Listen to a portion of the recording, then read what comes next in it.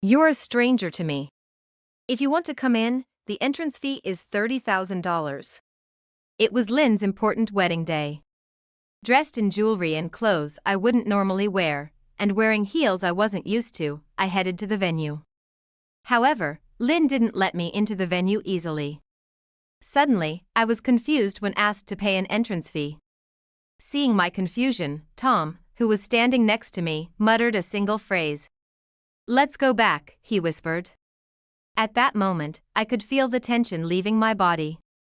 Considering how I had been treated so far, I realized there was no need to persuade her just to attend the wedding. That thought crossed my mind. Yes. And with that, I accepted Tom's suggestion and left the venue. As we were leaving, I caught a glimpse of Lynn, looking triumphant. When will her character ever improve? Maybe it never will. Was I even right to try to interfere in Lynn's life? Such thoughts clouded my mind. 3 minutes after leaving the venue, my phone rang unexpectedly. It was Lynn. I wondered what she wanted as I answered the call. Little did I know at the time that this incident would escalate into something much bigger. My name is Mary Nelson. I'm 43 years old. After graduating from college, I moved away from my hometown to work as an office worker at a construction company. Since my college days, I had always felt a sense of dread about entering the workforce. Just before joining the company, I was filled with various concerns, like whether I could handle the job or build good relationships with others. But the work environment was pleasant, and my colleagues were all kind, which soon dispelled my anxieties. Supported by my bosses, seniors, and peers, I was able to take my first step as a working professional. Every day was about getting through work while being helped by those around me. Of course, there were times when I got scolded or felt down, but I think I was able to continue working because of the positive work environment. After a few years on the job, I even had juniors, and my life had become busier yet more enjoyable than before. However, I began to face a personal issue. It was about not being able to get married. Actually, not just about getting married. I didn't even have a boyfriend. Some colleagues who joined the company after me got married. I often found myself unable to sincerely say, "Congratulations on your wedding." Would I remain single forever, left behind as everyone else got married? My mind was haunted by the worst possible outcomes, and I would often feel down alone. Then one day, I was invited to a mixer by a colleague. I was probably just there to make up the numbers or to make others look good. I could foresee feeling miserable if I went. But for some reason, I wanted to show my face there. On the day of the mixer, when I arrived at the designated place, some participants had already formed their own little groups. I found an empty seat and sat down, waiting for the mixer to start. I had a faint hope that something might change once it began. But my hope was quickly dashed. Even after the mixer started, the other participants were enjoying their own conversations. It seemed like I wasn't even in their line of sight. Before I knew it, my mind was filled with thoughts of how and when I could make excuses to leave. However, about an hour into the mixer, a man approached me. That man would later become my husband, Tom. "Is this seat taken?" "Yes." I couldn't respond well to his sudden approach, but Tom didn't seem to mind. "We've already introduced ourselves, so we know each other's names." "Mary, right? I noticed you were alone the whole time." "Oh, no, you didn't have to worry about me." Tom gave a light smile and took a sip from his glass. Come to think of it, Tom seemed to be drinking alone too. As I was vaguely thinking about this, Tom began to speak up. "I was drinking alone too, so I thought it would be nice to have someone to talk to." "Yes, I'd like that." It might not be the best way to say it, but we were like two leftovers. Maybe that's why, but somehow our wavelengths matched, and it felt comfortable talking to him. Before I knew it, the mixer, which had felt so long, was about to end. "It's almost over." As I was thinking I didn't want it to end, he made a suggestion. "Would you like to exchange contact information? I'd like to see you again if you're okay with it, Mary." Oh, yes, of course. I was so surprised to be asked for my contact information that I blurted out an absurdly loud response. But the thought of having another chance to meet him. I quickly took out my smartphone and we exchanged contact details. After that, Tom and I started to meet frequently. And over the course of a few months, we progressed from friends to a romantic relationship. I had always hoped to have a boyfriend someday, but I never imagined that a guy I met at a mixer would become my boyfriend. With every date, my feelings for Tom grew stronger. I just felt happy being with Tom, and I often hoped he felt the same way about me. I wished this time could go on forever. Eventually, I even started to hope that maybe, just maybe, I could marry Tom. 6 months into this lifestyle. While talking with Tom as usual, he suddenly looked troubled. What's wrong? Well, there's something I want to talk about. Tom took a deep breath and started to speak. What he told me was shocking. Tom revealed something surprising: he had been divorced once before. And apparently, he has a child named Lynn. But Lynn isn't his biological child nor his ex-wife's. They had adopted Lynn together during their marriage. However, following a particular argument, their marriage fell apart. Eventually, they got divorced. And since his ex-wife lost interest in Lynn, Tom took her in and has been raising her alone. He hasn't yet told her about this situation. He plans to tell Lynn when she becomes an adult. I should have mentioned this earlier. It must be a shock to hear this all of a sudden. Well, I was indeed surprised. But it didn't make me want to leave Tom. In fact, I wanted to help Tom raise Lynn. I thought about it. I'm serious about our future together, Mary. That's why I needed to tell you this. If this disappoints you, I'd understand. Disappointed? I'm happy you shared this with me, and I love everything about you, Tom. I want to be with you and share our lives together. When I shared my feelings, Tom's face lit up. Really? Of course. I wouldn't lie about this. Thank goodness. Thank you. Then, Tom shared more about Lynn. His expression was much softer than the tense one he had before. Would you like to meet Lynn? I think you'll be living together with us eventually. He looked down, slightly embarrassed as he muttered. Yes. I'd love to meet her. There was no reason for me to decline. I nodded with a smile. A week later, I visited Tom's house and met Lynn for the first time. Hello. Hello. After a brief introduction, Tom led the conversation. Lynn didn't look at me much. She wasn't on her phone, but she kept looking at the floor or the walls, never meeting my eyes. What's wrong? You seem off. Do I? It's nothing. Even after that, Lynn didn't look at me. Lynn, you're in middle school now, right? Well, Despite my attempts to engage her, her responses were somewhat indifferent. It's a tricky age, and maybe she doesn't want to talk to her father's girlfriend. Sensing that, I didn't push for communication. Then, 30 minutes later, when Tom went to the bathroom, Lynn, who seemed uninterested in me until now, suddenly started a conversation. Hey, are you gonna marry my dad? Well, we've been talking about it, yes. There was no need to lie. I honestly shared that I was considering marriage. Lynn then scrutinized me and snorted with laughter. You and my dad, huh? I guess it's okay, but Dad has terrible taste in women. Couldn't he find someone better? Excuse me? I was taken aback by her words and had to ask again. Why are you so surprised? I'm just saying what I think. It would have been nice if he dated someone prettier, then he could have bragged about it. Well, I hadn't expected such comments at our first meeting, and I struggled to respond. No matter what Lynn says, my desire to marry Tom hasn't changed. But can we live together harmoniously? Can I really be a good mother to her? My anxiety about our future life only grew. A year after meeting Lynn, Tom and I got married. Even though we had been meeting Lynn during that time, it seemed she still didn't like me. Her looks and attitudes, all seeming to find me annoying, bewildered me. Tom seemed troubled too. No matter how much he cautioned her, she wouldn't listen. He had apologized to me several times for Lynn's behavior. "I'm really sorry. I never imagined Lynn would be rude to you too." "It's okay, don't worry about it." Indeed, some of the things Lynn said were hurtful. But that never made me think of stopping the marriage.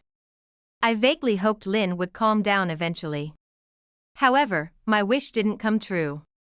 2 years after marrying Tom, Lynn had become more unruly than I could have ever imagined. "Hey! I want my allowance." "I just gave it to you." "What are you spending it on?" "Socializing with friends." "And, by the way, isn't my allowance too little? My friends get more." I was sure I was giving Lynn enough allowance. Yet, she claimed it wasn't enough. "Talking about luxuries. No means no. You're so useless." Lynn had been frequently hanging out with friends since middle school. The frequency increased in high school, and so did her demands for more allowance. "Seriously unbelievable. How dare you act like a mother when you're not even related by blood?" "What do you mean by acting like a mother? I may not be related by blood, but I am your mother now." Maybe I was a bit harsh. But Lynn wouldn't listen otherwise. "I'm so irritated. Getting all high and mighty. Who do you think you are, saying you're my mother?" No matter how much I tried, Lynn continued to say hurtful things to me. It's okay if she doesn't accept me as her mother, but this is a different matter. "Regardless of what you say, the fact is that I am your mother." "You just repeat the same thing. This isn't going anywhere." It's always like this. Lynn leaves before we can resolve our discussions. And the next day, we go through the same back and forth. I could understand if she only ignored what I said, but Lynn didn't listen to Tom either. "Hey, Lynn! Enough is enough. Don't trouble your mom like that." "What mom? She's just a stranger." "A stranger. I don't need to listen to her." "Lynn." Her grades had significantly dropped since middle school. Her behavior had worsened. I felt overwhelmed by everything. At first, I thought it was just her age, but now that she's in high school, I'm seriously worried about her future. But now that her personality is formed, I couldn't do much about Lynn. "Hey! Give me my allowance. Now. I just gave it to you. When did you spend it? What does it matter what I use it for? Haven't I told you before? I need it for hanging out with friends." "What, you think it's okay for me to be left out?" Lynn always used her social life as a shield whenever her allowance was denied. "That's an extreme." "It's not extreme. You just don't understand at all." Where did I go wrong? I hate my past self for not being able to deal with Lynn properly. Even though she hasn't liked me from the beginning, maybe there was something more I could have done. Every time Lynn said something cruel, I felt not anger, but a sense of failure. 3 years later, Lynn, having graduated from high school, wasn't studying or working and was leading a lazy life. She often stayed home all day, but also went out whimsically. No matter how much I advised her, my words never seemed to reach her. "Waking up at this time again. Can't you start getting your act together?" "What do you mean by properly?" I need specifics to understand. What I mean by a proper life is so annoying. Don't bother explaining, it's such a hassle. Lynn interrupted me and started getting ready to go somewhere. Where are you going today? Does it matter? I'm an adult now. It's none of your business where I go or what I do. But, oh, so irritating. Oh, that's right. Give me some pocket money. When she was a student, I used to give her an allowance. Even beyond the set amount, she'd frequently beg for more. I regret spoiling her too much. But now, Lynn is a high school graduate. I wish she'd take care of her own finances, whether through a job or something else. If you claim to be an adult, at least earn your own money for leisure. God, you're so annoying. My plea never reached Lynn. Instead, she shocked me with her revelation. I don't need to work anymore. What? What do you mean? Surely you're not planning to. I can't stay in this house forever. I'm getting married. My husband said it's okay for me to be a stay-at-home wife, so I don't need to work. I was hearing this for the first time. My mouth fell open in shock. Marriage! I had no idea. Well, I'm telling you now. Lynn was grinning, oblivious to my feelings. Surely, marriage requires proper preparation and introductions, doesn't it? If you've decided, you should have told us sooner. Who is he? What does he do? Don't ask so much. I could bring him over sometime. Really? Please do. I couldn't believe Lynn was offering to introduce her fiancé herself. I was surprised, but I gladly accepted her proposal. That evening, I shared with Tom what I had discussed with Lynn during the day. Initially surprised, he soon had a look of relief on his face and murmured, "So, she's getting married, huh?" Despite not being related by blood, he had raised her with care, and she was no less important to him. It must have been a moment filled with deep emotions for him. After pondering for a while, Tom's gaze fell on the newspaper, appearing somewhat lonely. Later on, Lynn, as promised, brought her fiancé over. Nice to meet you. I'm Ricky. His voice was clear and behavior was confident. They gave me the impression of a genuinely nice young man. Ricky works in sales at a major trading company. He met Lynn during high school, fell in love at first sight, and has been together ever since. It was such a heartwarming story that it made me smile. Lynn, too, seemed to have a softer expression than usual. An hour later, the greetings concluded, and Lynn left the house with Ricky. She had met a wonderful person. The fact that Lynn had treated me harshly hadn't changed, and I had no intention of forgiving her. Yet, seeing her smile somehow made me feel relieved and brought a smile to my face as well. A year later, the day of Lynn and Ricky's wedding arrived. I was overjoyed to be able to see Lynn in her bridal attire. I prepared myself, my heart racing with excitement. Dressed in jewelry and clothes I don't usually wear, and high-heeled pumps, I headed to the wedding venue. I couldn't help but notice Tom's hands seemed to tremble as he drove. Was it from excitement or nervousness? Probably both. Both gave how much he was looking forward to this wedding.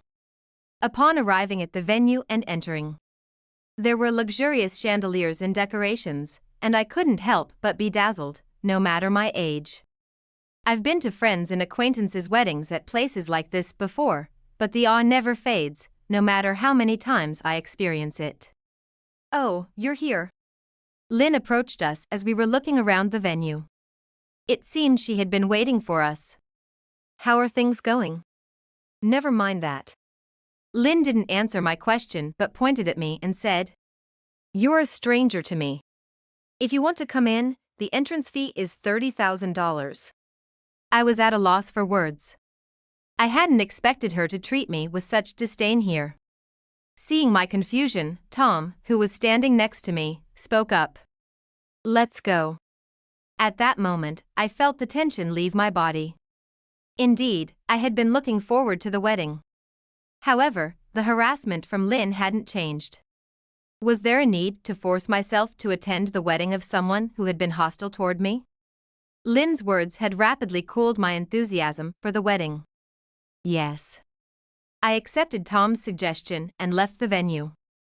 As we were leaving, Lynn's triumphant expression caught my eye. We exited the venue and got into the car. There was a heavy silence between Tom and me. Neither of us have the energy to talk or find a topic to discuss. I was overwhelmed by a sense of futility and let out an involuntary sigh. Did happiness just slip away again? While I was lost in thought, about 3 minutes after leaving the venue, my phone rang. Lynn's name was displayed on the screen. Why would she call after sending us away? As I hesitated, the call ended abruptly. But then it rang again. Call after call came in, only to be disconnected by her. It was a perplexing sight. And then, on the next call, I cautiously answered. That moment. Hey! Come back quickly! Lynn's voice pierced my ear. What? What's this all about? Just come back. How can I?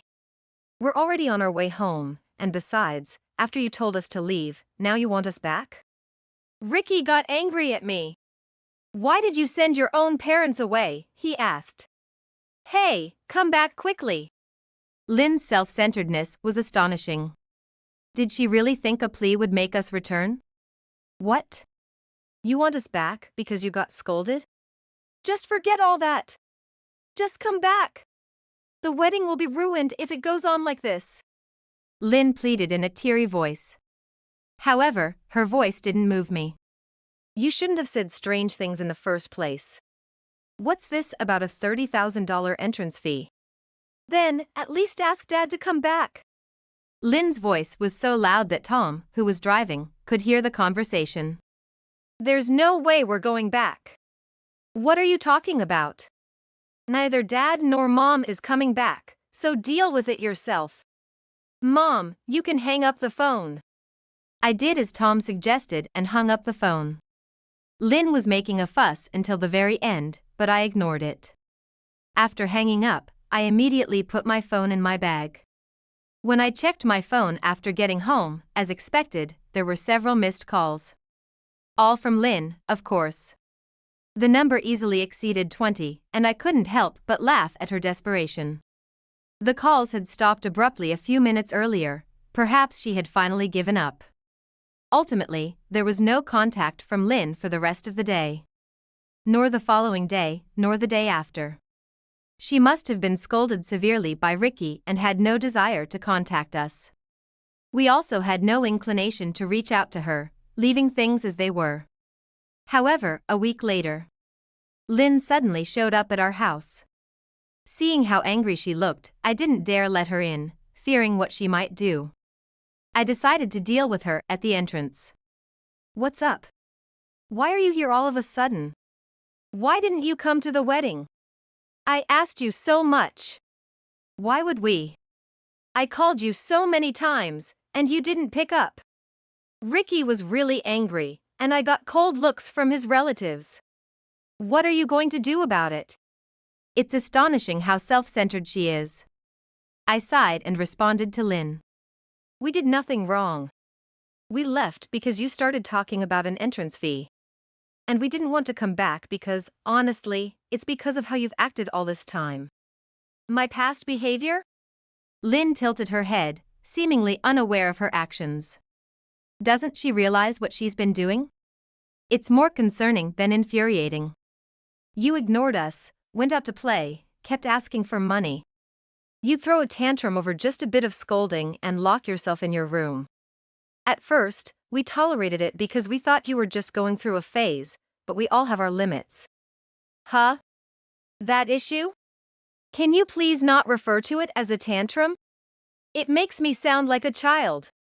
If you're asking me to stop, does that mean you acknowledge that your behavior warranted such a description? If it didn't, you would deny it.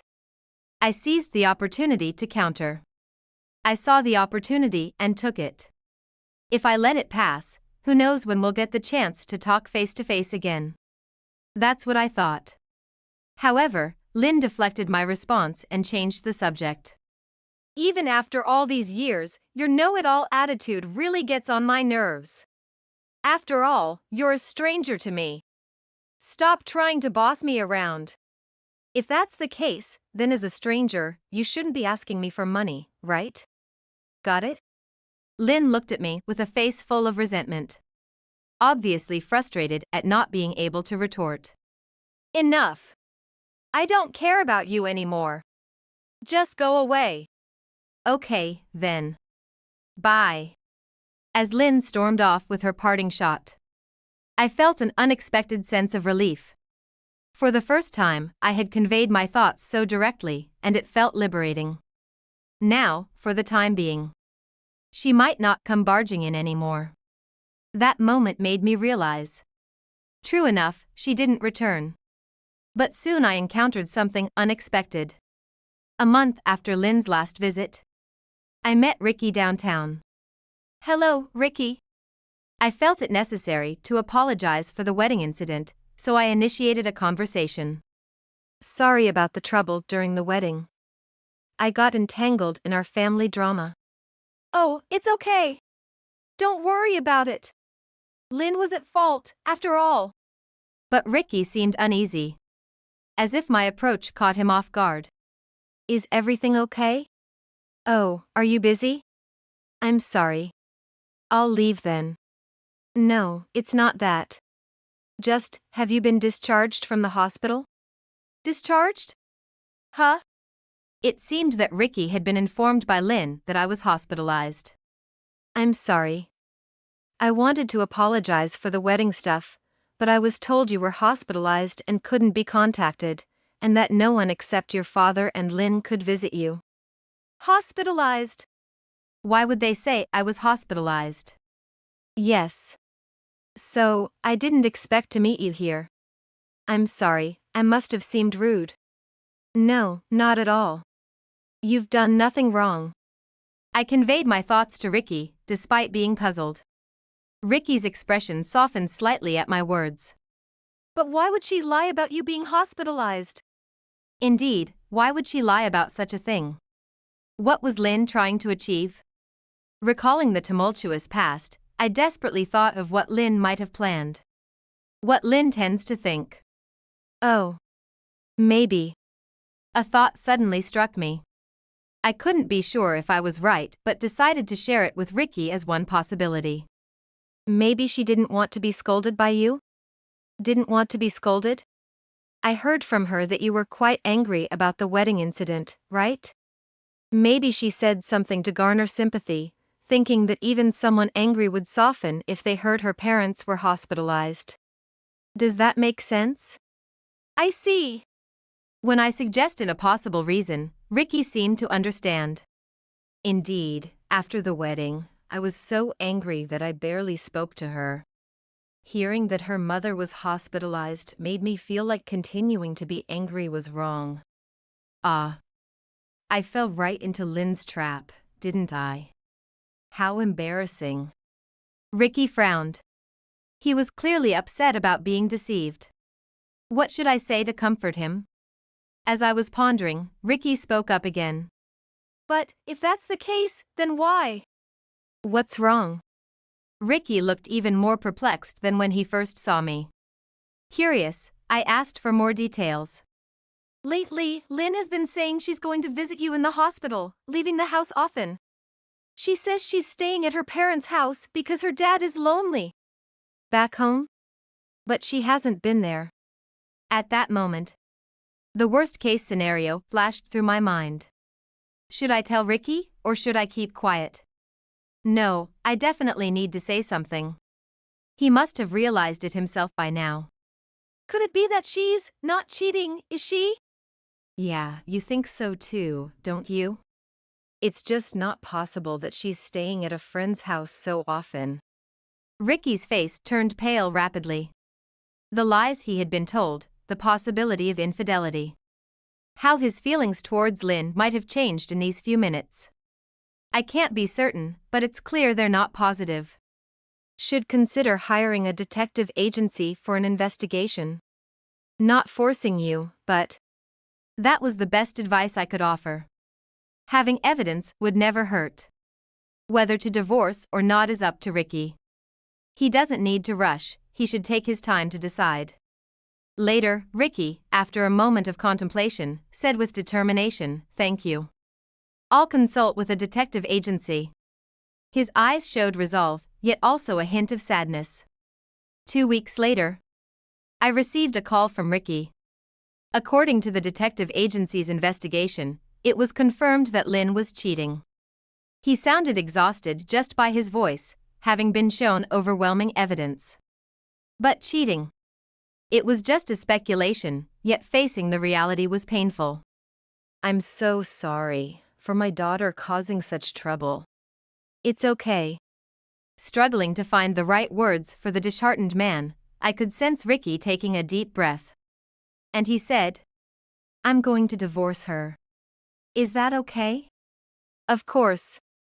I have no right to stop Ricky's decision. Especially when my daughter is the cause of his trouble. Ricky mentioned he wanted to have a discussion, including us. He could have gone through a lawyer, but he wanted to hear everything straight from the source first. There was no way to refuse. I, too, wanted to hear Lynn's side of the story. So, we scheduled the meeting for a week later and ended the call. What would happen next? Would Lynn admit to her actions? Overwhelmed by anxiety, I sank into the nearby sofa to escape my thoughts. A week later, Tom, Ricky, a sullen Lynn, and I were all gathered in my house. What's this about? I have plans, you know. Lynn said, lounging back dismissively. You could have discussed whatever you wanted without dragging me here, couldn't you? Couldn't you two have talked alone? Didn't want to? It's not like that. We wanted your parents to be involved too. I said I didn't want to, but you went ahead anyway. How selfish. The last thing I wanted was to be called selfish by Lynn. I was not the only one who thought so. But Ricky, unfazed, just nodded. So, what is it? Hurry up, I'm doing you a favor by being here. Lynn said, clapping her hands impatiently. Look, Lynn. We should get a divorce. Ricky said, silencing the room. Lynn seemed unable to comprehend what was being said to her. What? Divorce? Why? I don't have the confidence to continue with you. You're selfish, spend too much. I haven't been selfish or anything. It's not just that. Ricky continued, pulling out a stack of documents. You've been cheating, haven't you? I had a detective investigate. What? A detective? That's so low. Instead of denying the cheating, her reaction to the detective indicated something guilt-ridden. And didn't you wonder? Why is your supposedly hospitalized mother-in-law here? Didn't you find that strange? Oh. Lynn might have spun a web of lies too vast for her own comprehension. Seeing me, her face turned pale. Mom, why are you here? How about you stop acting so innocent? And now you call me Mom.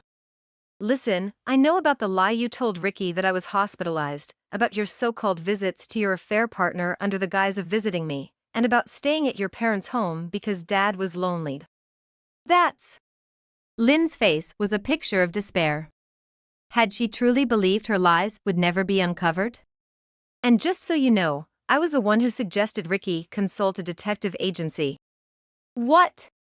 Why would you suggest such a thing? I'm your daughter, aren't I? Couldn't you have taken my side for once? I'm your daughter, you say? But we're legally strangers, right? So, I'm not your mother or anything, am I? It's too late to start calling me Mom now. That's exactly why you're seen as selfish. Lynn always tried to manipulate situations to her advantage. I couldn't be manipulated by her any longer. Enough. Everyone is just the worst. Why do you all treat me so horribly? Have you ever considered my feelings? I could say the same to you. The reason things have come to this is that you've lived your life however you pleased. I used to love Lynn and tolerated her whims. But after being lied to and cheated on, I can't trust her anymore, nor do I want to continue living with her. All I want now is a divorce. Divorce. Though a normal request under these circumstances, Lynn seemed unable to comprehend. Why? Of course. You have to pay for what you've done. No. Absolutely not.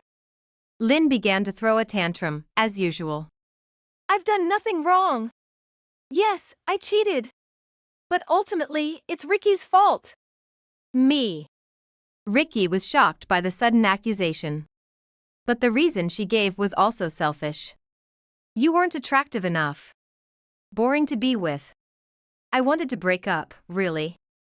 But then you landed a good job, so I thought there might be some financial benefits. Really now? I almost leaned in, angered by Lynn's words. But I reminded myself that this was between Lynn and Ricky and held back. So, you propose, and now you want a divorce and alimony? Do you think I, a housewife, have money? Weren't you the one who said it was okay for me to be a stay-at-home wife? You should take responsibility and support me for life. You only see me for my money, don't you? Of course. I can't see you as a man anymore, so I'll continue my relationship with my boyfriend. I was appalled by her cruel words. And I felt a sense of despair. But then... oh. Lynn had a sudden change of heart. I'll agree to the divorce. Really? What sudden change is this? I looked up to see Lynn wearing an eerily bright smile as she looked at Tom. Hey, Dad. Can you give me money? What? You're not a stranger, but Dad isn't. You'll surely take my side, right? Please, Dad, for your cute daughter. Lynn approached Tom with a cajoling tone. That scene was unbearably vile. All eyes turned to Tom, who had been silent since Ricky and the others arrived. What decision would he make? I can't do that. Why not? Because I'm not your real father. You're adopted. By your logic, we're not related by blood, so we're strangers. The atmosphere froze. Not just Lynn, but Ricky's face also stiffened. Also, hearing everything, how can you say you've done nothing wrong after living so selfishly? I raised you, hoping you'd become a kind person, even if we're not related by blood. This has to be a lie. You're just saying this because you don't want to pay the alimony, right? I know it. It makes no sense for me to lie now. Unlike you. Anyway, neither your mother nor I will help you. It's a good chance to dissolve the adoption. From now on, you're on your own. I saw tears fall from Lynn's eyes. Please, don't abandon me. I can't suddenly live on my own. Mom, Ricky, say something. Sorry, but I agree with Dad. You can't just use us when you're in trouble. You've caused enough trouble, so now it's time to handle things yourself. Lynn turned to Ricky, seeking support. Ricky, you're on my side, right? No. I can't live with you anymore. It's sad not knowing your real parents, but if I stay with you, I'll ruin myself too. Please, someone. Don't abandon me. I admit I was wrong. I'll change, I promise. Usually, Lynn's tantrums would get her what she wanted, but not today. She was crying and repeating that she was at fault. But all her words sounded like lies. Surely, once things settle down, she'll likely return to her usual self-indulgent ways. We all watched Lynn silently until she agreed to the divorce and the payment of alimony. Ultimately, whether Lynn resigned herself to the situation or not, she accepted the divorce. True to her nature, she didn't offer a single apology until the very end. Later, through a lawyer, Ricky filed for divorce and alimony. Tom and I proceeded with the dissolution of the adoption. Lynn seemed resigned, no longer displaying her usual bravado.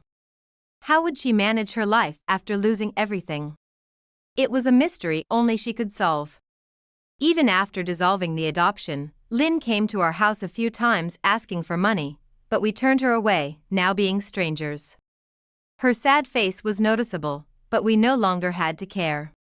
Over time, my feelings for her had completely vanished. And it seemed Tom felt the same.